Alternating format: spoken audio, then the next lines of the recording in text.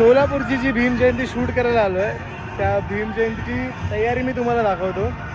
पूर्ण line-up ready झाला आहे, मी तुम्हाला दाखवतो. एकदा पूर्ण लाईनअप बघून घ्या तुम्ही.